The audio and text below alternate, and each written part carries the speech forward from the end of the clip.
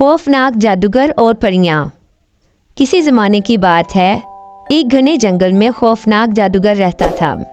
وہ نہایت طاقتور تھا اور اپنے جادو سے سب کو ڈراتا تھا۔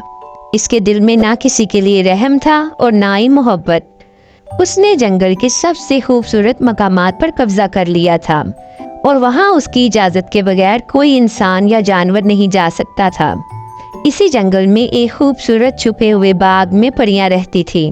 یہ پریاں بہت مہربان اور پیاری تھیں اور ہمیشہ دوسروں کی مدد کرنے کے لیے تیار رہتی تھیں۔ لیکن جادوگر کی موجودگی نے ان کی زندگی مشکل بنا دی تھی۔ جادوگر نے باغ کے ارد گرد ایک جادوئی دیوار بنا رکھی تھی تاکہ پریاں وہاں سے باہر نہ جا سکیں۔ ایک دن پریوں کی سردار نیلم نے فیصلہ کیا کہ وہ اس جادوگر کا خاتمہ کرے گی۔ نیلم نے اپنی بہنوں کے ساتھ ایک منصوبہ بنایا۔ انہوں نے اپنی تمام جادوئی طاقت کو جمع کیا اور ایک ایسا جادو تیار کیا جو جادوگر کی طاقت کو ختم کر سکتا تھا۔ لیکن اس جادو کو استعمال کرنے کے لیے انہیں جادوگر کے قلعے کے قریب جانا تھا۔ رات کے اندھیرے میں پریاں قلعے کی طرف روانہ ہوئیں۔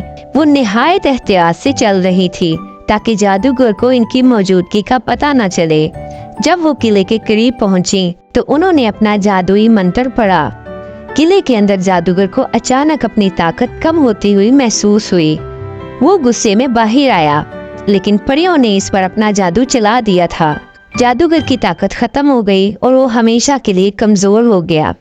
اس کے ساتھ ہی جادوئی دیوار بھی ختم ہو گئی اور پریاں آزاد ہو گئی۔ جنگل پھر سے خوبصورت ہو گیا اور تمام جانور اور انسان خوشی خوشی وہاں رہنے لگے۔ یوں پریوں نے اپنی ہمت اور عقل سے جنگل کو خوفناک جادوگر سے نجات دلائی اور سب کے دلوں میں امید اور خوشی کی روشنی بھر دی۔ اس سے ہمیں یہ سبق ملتا ہے کہ اللہ بھی ان کی مدد کرتا ہے جو اپنی مدد آپ کرتے ہیں۔